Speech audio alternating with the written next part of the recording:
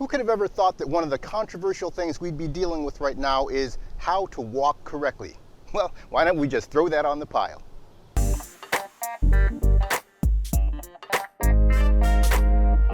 I've made several videos before on foot placement when walking, but I feel the need to address this again more specifically because there's a lot of videos going out there right now trying to assert that walking on the midfoot or walking on the forefoot are not just possibilities, but actually are the normal or natural way for humans to walk.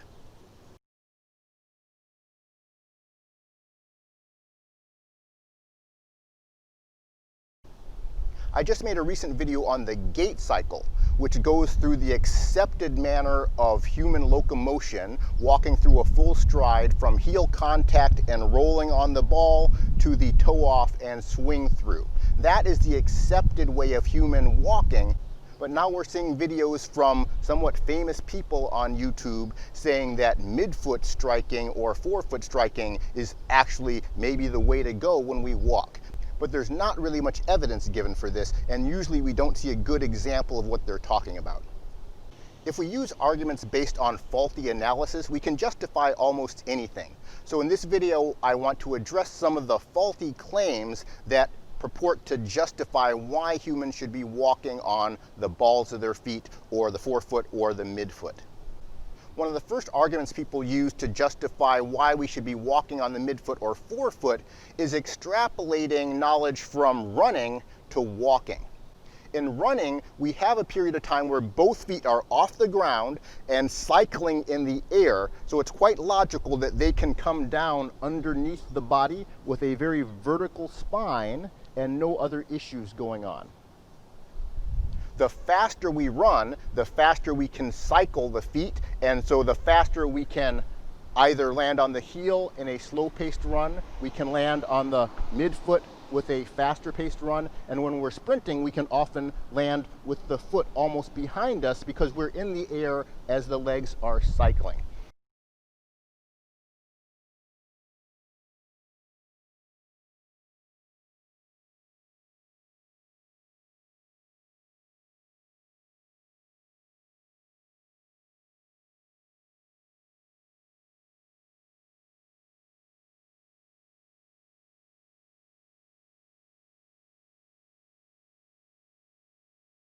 I'm not going to detail the mechanics of running here because I really want to focus on this issue of foot strike when walking.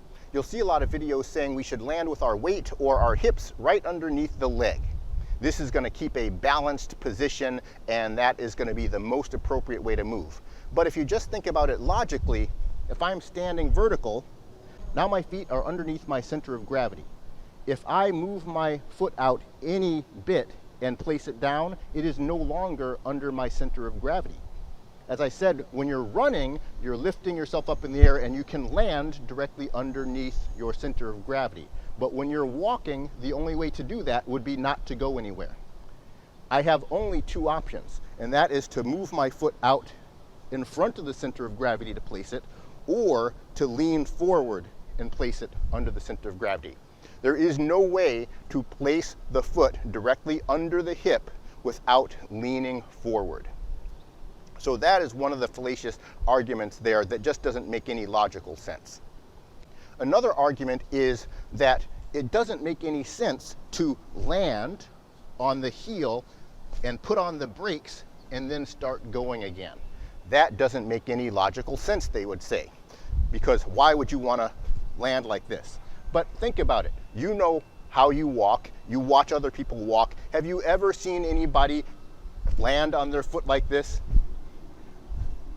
That is not how human walking works. We land on the heel and roll very quickly through with no pause whatsoever.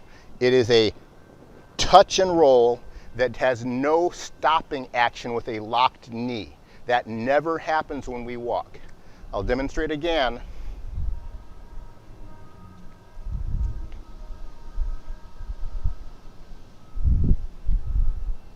We land on the heel very temporarily and then roll immediately with a flexing knee onto the forefoot.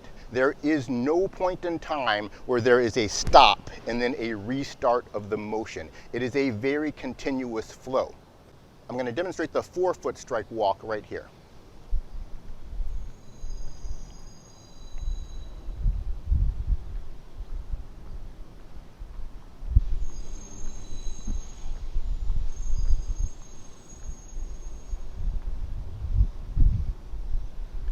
Those are the correct mechanics for a forefoot strike if we were going to do a forefoot strike. So it's somewhat like tiptoe walking. One thing you'll notice when I place on the forefoot, I am not placing my weight underneath my hips.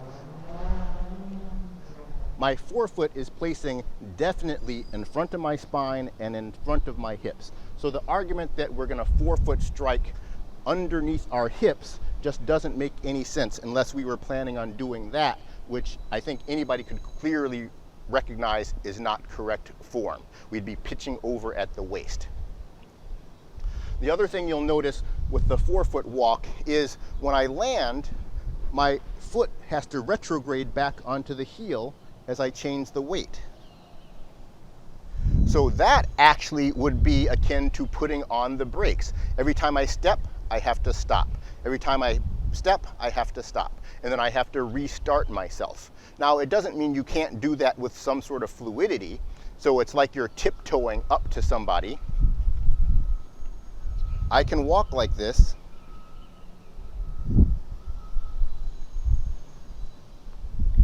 And if there are rocks or sharp objects on the ground and I'm walking very slowly, that might actually even be a good idea because I can place and then lower, place and lower. But that actually is that whole stopping thing that we're not supposed to do if we're moving efficiently. I place and lower, place and lower, place and lower. So if I'm tiptoeing or sneaking up on somebody, that makes a lot of sense. I feel the ground underneath me, then I retrograde the weight back to the heel. Then I place the ground underneath me, I retrograde back under the heel once I'm sure that it's safe and quiet. But it is not an efficient way to go. I don't have any measurement tools on me, but I can guarantee you if I were going to compare that walk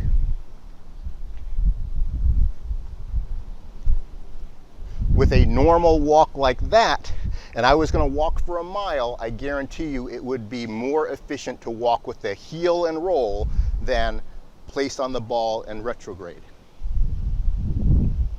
So it is very clear that walking on the heel with a roll following that is more efficient than walking on the ball or the midfoot. One of the main reasons people are ending up trying to recharacterize the nature of walking is because so many people are ending up with foot pain, like plantar fasciitis, Achilles tendonitis, and so forth. However, that is not because of heel placement and rolling as the normal gait cycle would say that we're supposed to do. That's because many people walk incorrectly, crashing into their heels because they're leaning forward in this manner. A lot of people walk like that, crashing into the heel because of the forward lean of the body. That is not correct walking technique. So you can't say that heel pain caused by incorrect walking technique means that the whole nature of heel striking is incorrect. What we need to do is correct the way people land on their heel and roll through. When people do that, they can live a whole functional life, 90, 100 years, and never get foot pain. In this video, I'm not just going to show you the reasoning for or against forefoot walking, I'm also going to show you the mechanics for how to forefoot walk correctly if you were going to do that. In a normal step, we are changing weight, which is the loading response, and then we swing through by lifting forward or lifting up from my hip, the standing leg hip, to complete the step. If I want to land on the ball of the foot, what I'm going to do is transfer that energy from the standing leg hip at the end of mid-stance. I'm going to transfer that energy to, again, flexing my right hip or my swing leg hip, and that is going to bring the heel of the standing leg up and bring the ball of the swing leg foot to the ground. I'm going to lift from my right hip Now I'm going to lift from my left hip to get to mid stance, and now I'm going to lift from my right hip again. So there are 3 phases: the loading and response, which is part of the normal gait cycle, mid swing, which is part of the normal gait cycle, but what we're changing is the terminal swing. In the terminal swing, in a normal heel placement step, I would still be using my standing leg to lift the body forward as I place on the heel. In the forefoot strike walk, I'm going to transfer the hip energy to flexion of the swing leg hip during terminal stance. And that is what is going to change that technique in a way that's going to bring my forefoot down instead of my heel. I'm then going to change back to the normal loading response and mid stance portion of the step. I still have the same mechanics of loading response, same mechanics of mid stance, beginning the swing through, but then I lift from that forward hip to bring the ball of the foot down. I change weight, retrograding my weight back to the heel in loading response instead of rolling forward, so that I'm essentially putting on some brakes. Then I do mid stance, and then I lift from the hip to bring the ball of the foot down.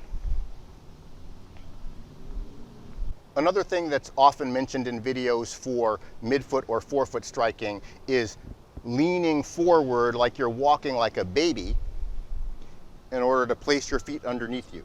But as I said earlier, if you think about it, without a significant lean, you can't place the body underneath you unless you are leaning a lot. They often say, well, lean just a little bit, just enough to get yourself moving. But if you're leaning imperceptibly, then if you're going to place your weight underneath you, you can't do any more than this. And then if I'm going to lean a little bit more, I can get a very tiny step I can place on the midfoot, but I am breaking my posture. There is no such thing as keeping an aligned spine and aligned hip when you place if you're leaning forwards. It's not like we're riding on a Segway where we can keep this vertical posture and just keep riding down the street. As soon as my foot places in any manner and I change weight, my spine is going to pitch forward at the pelvis if I have any lean whatsoever. If I have a tiny lean, my spine is going to break from the pelvis a little bit. If I have a bigger lean, my spine is going to break that much. I cannot have a aligned spine and pelvis like I was going to be jumping off of a ski jump and leaning forward like this. That can't happen. As soon as your forward leg places on the ground, the posture from the pelvis is going to break forward. So it is a fallacious argument to say that we can possibly lean forward and let gravity move us through the movement while keeping proper posture. It can't happen. Go ahead and click the like button, share this video, subscribe to the channel if you're not already a subscriber, hit the bell to get notifications for my future videos. Thanks for watching.